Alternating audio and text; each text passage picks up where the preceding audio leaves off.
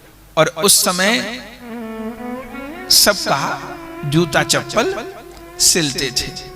और वर्णन है कितने आदर से सिलते थे, जैसे कोई संत आए और पादुका दी तो पादुकाओं को ऐसे उठाते थे जैसे पता नहीं कितनी अमूल्य वस्तु। पहले पादुका उठाते और उनको अपने ऐसे वस्त्र से पोंछते, फिर उनको माथे से लगाते और फिर जो है उनको सिलते थे।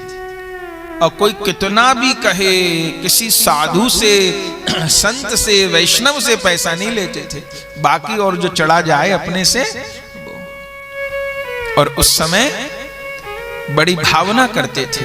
संत लोग उनसे कहते थे, रैदास जी अब आपका तो काम ही यही है, तो जो आपकी मजदूरी है वो ले लिया करो। कहते नहीं। उस समय रैदास जी महाराज गाते थे, मेरी देही दे बना देओ जोड़े, रब दे प्यारे आनू। मेरी देही दे बना देओ जोड़े, रब दे प्यारे आनू। मेरी देही दे, अरे मेरा मन तो होता है कि जो प्रभु के प्यारे वैष्णव जन हैं अपने शरीर की चमड़ी निकाल के उनके पैर की पादुका बना दे। बलिहारी बलिहारी। मेरी देही दे बना देओ जोड़े, रब दे प्यारे आनू। मेरी देही दे बना देओ जोड़े, रब दे प्यारानू। ओथे कर्मा दे होणगे निबेड़े, ओथे कर्मा दे होणगे निबेड़े, ओथे कर्मा दे होणगे निबेड़े, ओथे कर्मा दे होणगे निबेड़े, ओथे कर्मा दे होणगे निबेड़े, जात किसे नहीं पूछनी।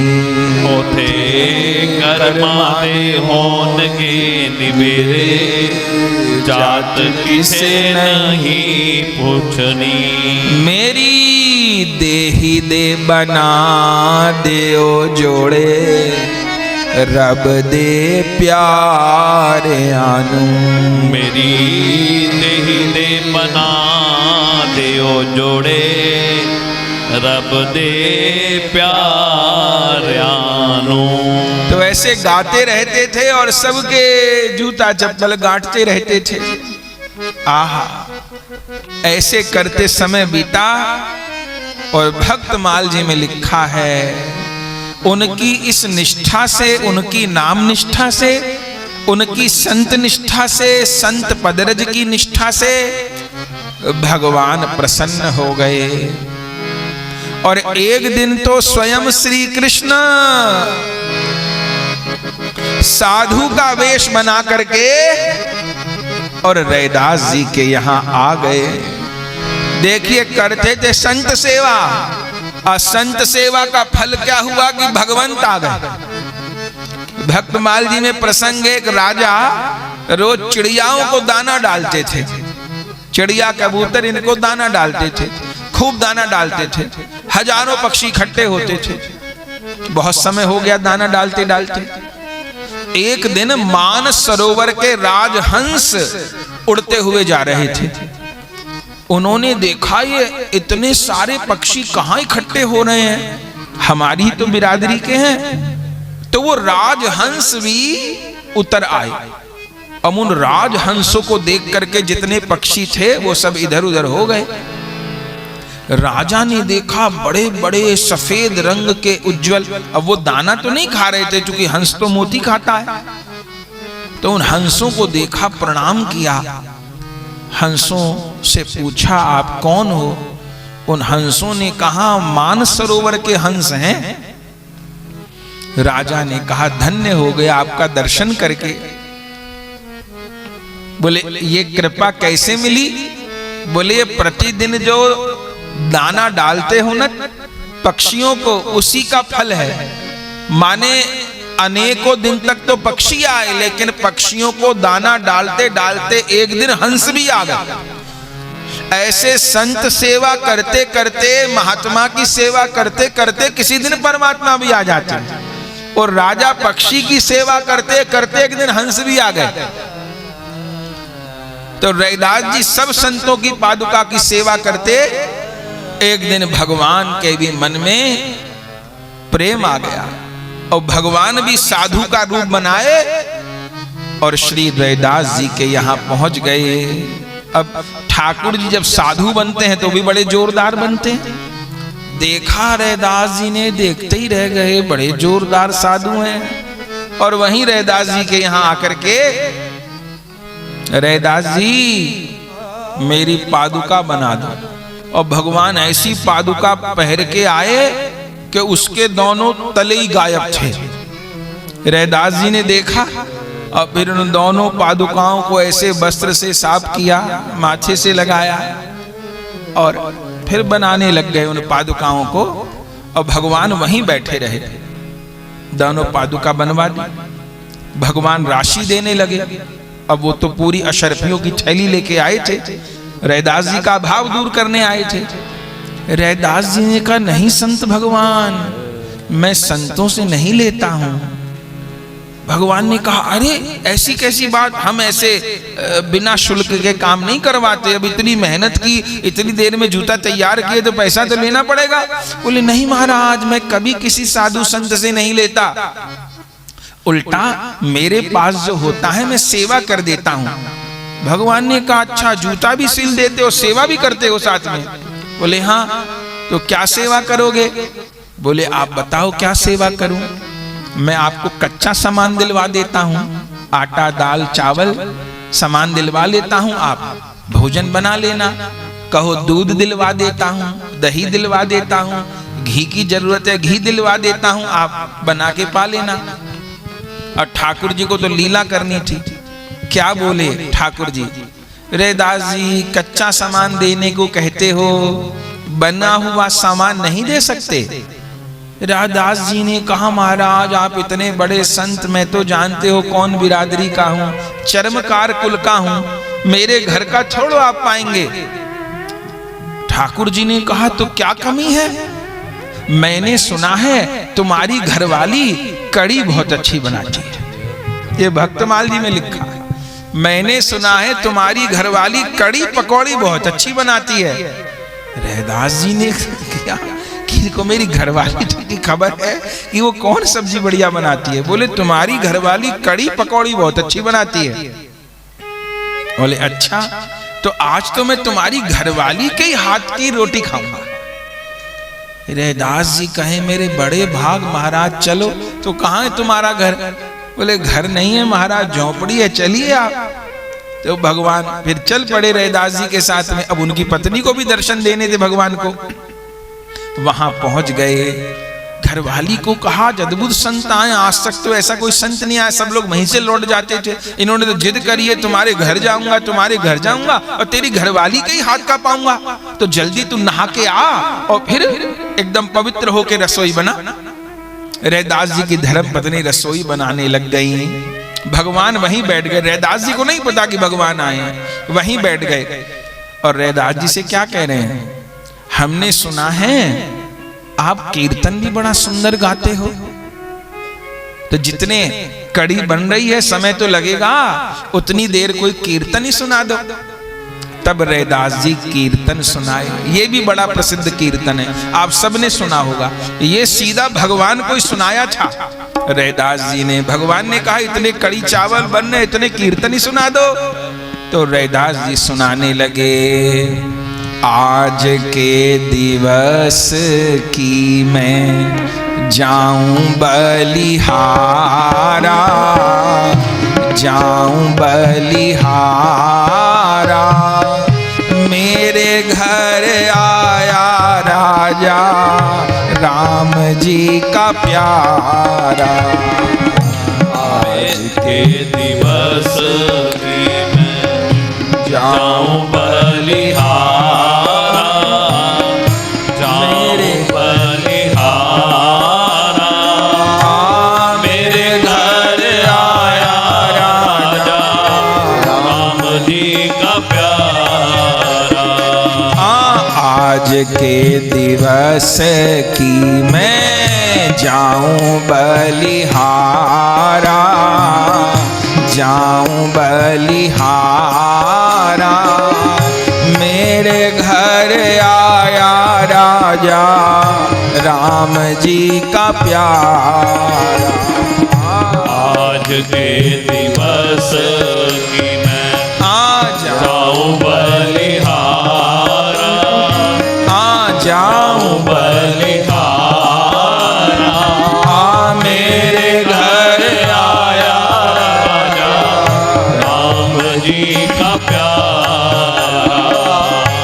करूं दंडवत चरण पखारूं, करूं दंडवत चरण पखारूं।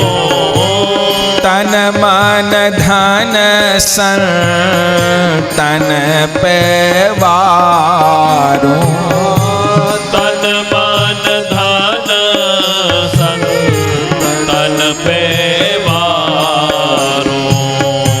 करूं दंडवत चरण पखारूं, करूं दंडवत चरण पखारूं। तन मन धन सन तन पे वारूं, तन मन धन सब तन पे वारूं। तन मन धन सन तन पे वारूं। तन मन धन सब तन पे वारूं। आज के दिवस पे मैं जाऊं बलिहारा, जाऊं बलिहारा। मेरे घर आया राजा राम जी का प्यारा। मेरे घर आया राजा राम जी का प्यारा। आंगन भवन भयो अति पावन, आंगन भवन भयो अति पावन। हरिजन बैठे हरि जस गावन, हरिजन बैठे हरि जस गावन। हरि जस गावन। हरि जस गावन। आंगन भवन भयो उजियारा, आंगन भवन भयो उजियारा। मेरे घर आया राजा राम जी का प्यारा। मेरे घर आया राजा राम जी का प्यारा। आज के दिवस में जाऊं बलिहारा, जाऊं बलिहारा। मेरे घर आया राजा राम जी का प्यारा। कथा कहें और अर्थ विचारे, कथा कहें और अर्थ विचारे। कथा कहें और अर्थ विचारे। कथा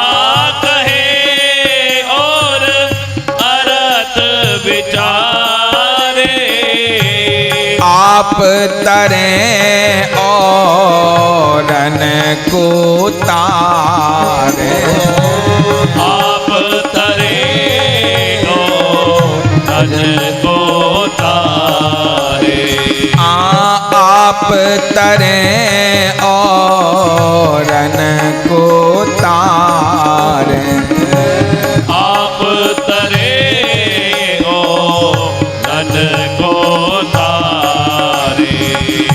कर रहे प्राणी ने को उधारा, कर रहे प्राणिन को उधारा। मेरे घर आया राजा राम जी का प्यारा, मेरे घर आया राजा राम जी का प्यारा। कहे रे दास मिले हरिदासा, कहे रे दास मिले हरिदासा, कहे रे दास मिले हरिदासा, कहे रे दास मिले हरिदासा,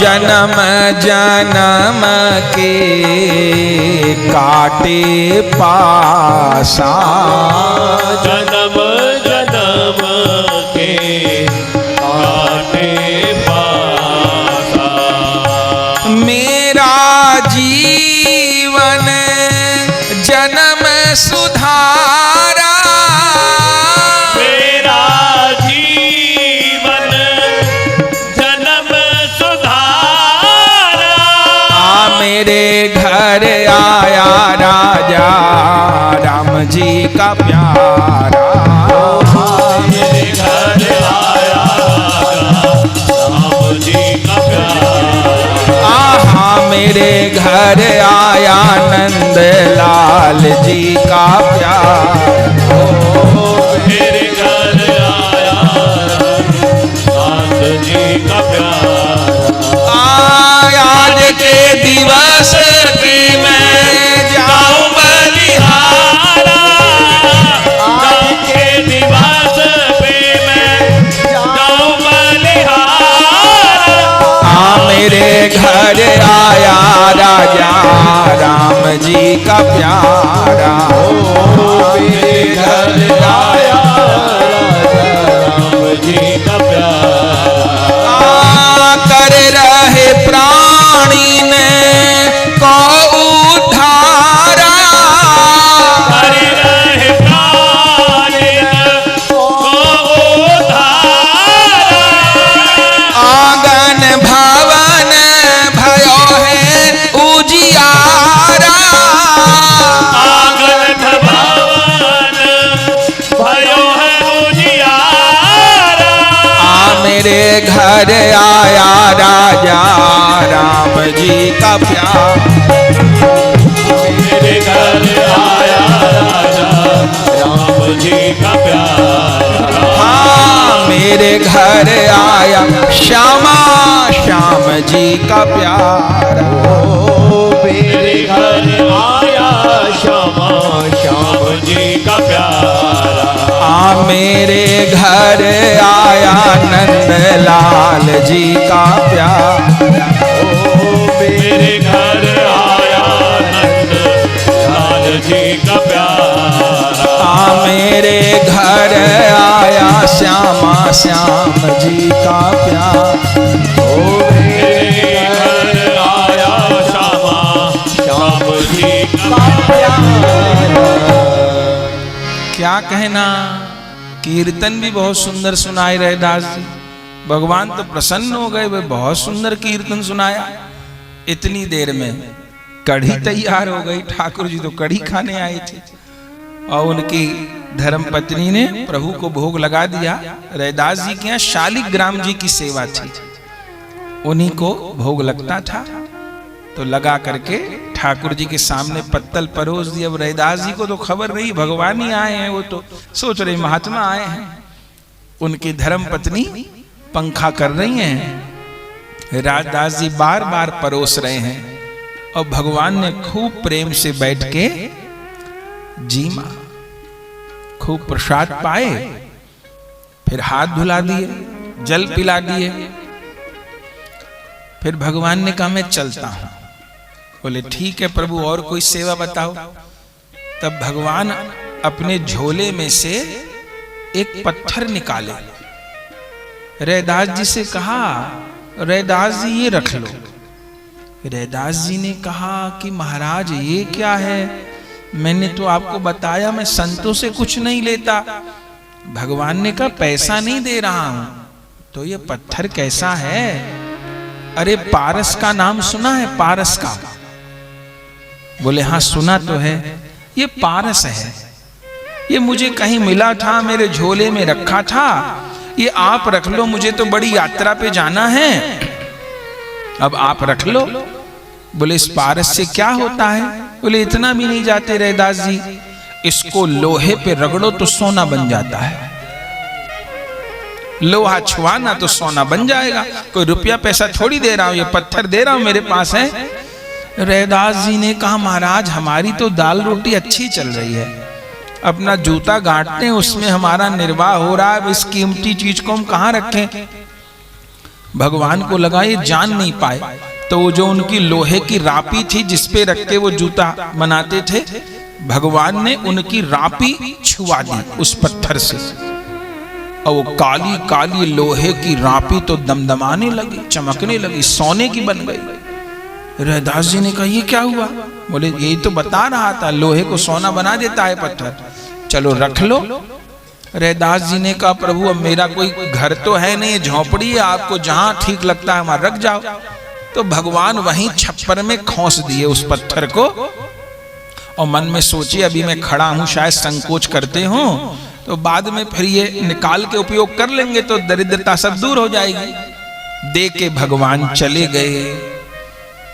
उसके बाद फिर 13 महीने बाद आया, वही साधु का रूप बना के भगवान, प्रियादास जी ने वर्णन किया। 13 महीने बाद आए। मन में भगवान ने सोचा कि अब तो बहुत धनवान हो गए होंगे रैदास जी, अब तो सेठ साहूकार बन गए होंगे। पहुंचे तो फिर वही झोपड़ी, फिर वही जूता गांठने का काम। भगवान पहुंचे, रैदास जी ने कहा रे महाराज दर्शन हो गया, चलिए मैं कुछ बनवाता हूं, बताइए आज क्या बनवाना है। तो भगवान ने कहा चलो, फिर आ गए। रैदास जी की पत्नी ने भी स्वागत किया, आपके बार फिर रसोई बनी। भगवान ने कहा रैदास जी वो मैं आपको एक पत्थर दे के गया था। बोले हाँ महाराज दे के तो गए थे, तो मुझे वो पत्थर दे दो। उनको लगा कि कहीं खो ना दिया हो इन्होंने। रैदास जी ने कहा प्रभु आप जहां रख गए होंगे वहीं रखा होगा। और भगवान जहां छप्पर में उसको घुसा के गए थे, जाके देखा तो जैसे रख के गए थे वैसे ही रखा। भगवान ने कहा हे भगवान इन्होंने तो कोई उपयोग ही नहीं किया पारस का। तब रैदास जी को बहुत समझाया। रैदास जी ने कहा प्रभु सब ठीक है, बस आप कृपा करके पधारे हो, सेवा मुझे बताओ। तब भगवान लौट गए। अब मन में ठाकुर जी सोच रहे कि रैदास जी की मैं कैसे मदद करूं। अब ये काम तो करके देख लिया, रैदास जी ने स्वीकार नहीं किया। भक्तमाल जी में लिखा अगले दिन से फिर एक लीला होने लग गई। क्या? अब रैदास जी सवेरे जब अपने शालिग्राम जी की सेवा करने जाएं तो क्या देखें, वहां 5 स्वर्ण मुद्राएं रखी हुई हैं। माने शालिग्राम जी से 5 सिक्के सोने के निकल आए। रैदास जी सवेरे गए, अपनी पत्नी से कहा ये कहां से आए? उनकी धर्म पत्नी ने कहा मुझे तो पता नहीं। बोले हे भगवान कैसा जमाना आ गया, संत लोग तो पारस दे के जा रहे हैं और भगवान सोना उगल रहे हैं। अरे ये संत और भगवान तो जीव को माया से बचाने वाले हैं और यही माया में डाल रहे हैं, तो जीव का क्या होगा? तो क्या करूं? अपनी घरवाली को कहा चिमटा लेके आ। तो जैसे कोई मरा हुआ चूहा पकड़े ऐसे चिमटे से वो 5 स्वर्ण मुद्राओं को उठाया और चिमटा समेत गंगा जी में फेंकाया कि किसी का पराये का धन मैं नहीं छूंगा। फिर अगले दिन सेवा में गए, फिर 5 स्वर्ण मुद्रा निकली, फिर चिमटा उठाया, पकड़ा, फिर गंगा जी में फेंका। 5 दिन हो गए। अब रैदास जी बड़े परेशान हो गए। 5वें दिन तो शालिग्राम जी से क्या बोले, हे मेरे ठाकुर, मुझे अपनी माया मत दिखाओ, मुझे तो तुम्हारे नाम में और संतों की सेवा में बहुत आनंद आ रहा है। अब रोज रोज ये खेल करोगे ना तो सुन लो, अभी तो असर भी फेंक के आ रहा हूं, अब की बार सिक्के प्रकट हो गए तो तुमको और डालाऊंगा गंगा जी में। मुझे ऐसे ठाकुर नहीं रखने जो माया में उलझावे, मैं तो राम नाम ही लेके रहूंगा। जब ऐसी बात कही तो प्रियादास जी कहते हैं उसी समय शालिग्राम से साक्षात श्री हरि प्रकट हो गए। साक्षात भगवान रैदास जी की कुटिया में प्रकट हो गए और रैदास जी और उनकी धर्मपत्नी दोनों भगवान के चरणों में गिर गए। भगवान ने कहा, रैदास, वो जो महात्मा के रूप में आया था ना, वो मैं ही था, आप ही थे। हाँ, तुमको असरबी की थैली दे रहा था, वो तुमने नहीं ली। तुमको पारस दे गया, वो तुमने कोई उपयोग नहीं लिया। अब तुम्हारे शालिग्राम से तुमको रुपया दे रहा हूं, वो तुम नहीं ले रहे। अरे अब साक्षात प्रकट हो गया, अब जो कहूं उस बात को मानो। रैदास जी ने कहा, क्या मानूं? बोले, जो मैं दे रहा हूं उसको रख लो, मुझे अपना भक्त अभाव में रहे ये अच्छा नहीं लगता। तुम इतनी संत सेवा करते हो और सही से भोजन की भी व्यवस्था नहीं है, लोग मेरी भक्ति करना छोड़ देंगे कि भक्तों को बहुत कष्ट मिलता है। तो मेरी लाज रखने को, मेरी बदनामी ना हो, इसके लिए कुछ लो।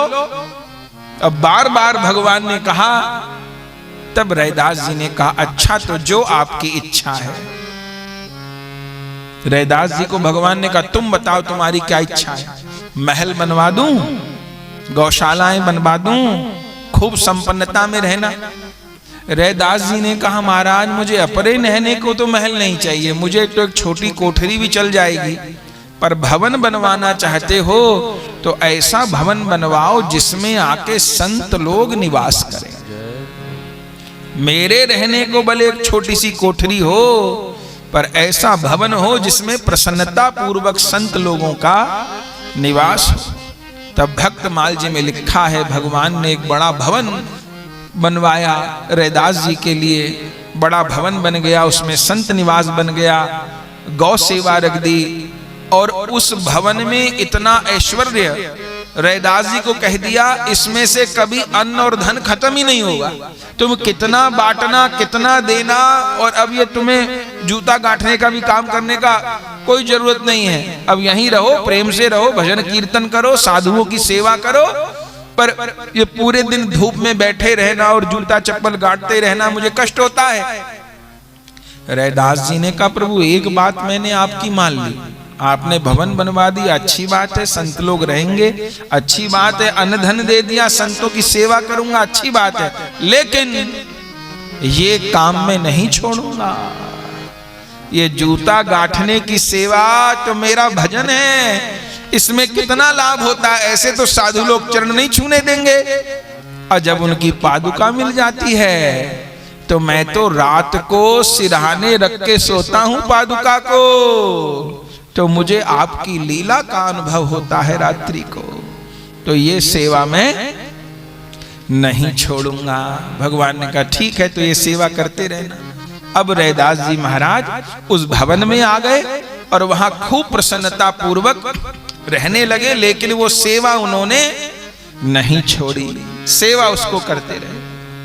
और रैदास जी अब मानसी सेवा करते थे, क्योंकि पहले तो खुले में जूता बनाते थे, तो उस समय सब लोग आते जाते थे, काम भी बहुत था, तो उसमें लगे रहते थे, नाम जपते हुए काम करते थे। अब भवन में रहते हैं तो उतना काम भी नहीं आता, काम तो आता है पर उतना नहीं आता।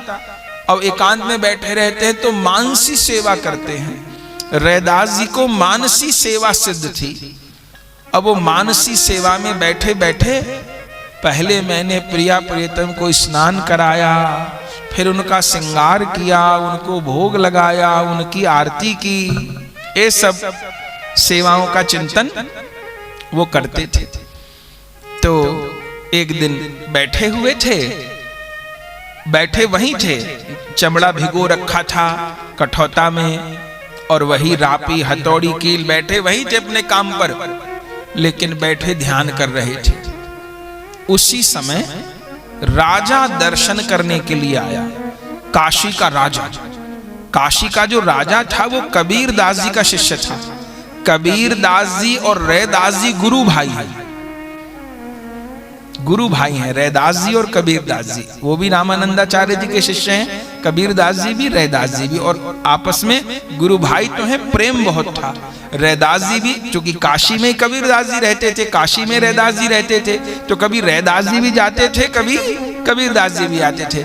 कबीर दास जी की बेटी रैदास जी को चाचा बोलती थी, ऐसा ग्रंथ में लिखा है, चाचा जी बोलती थी।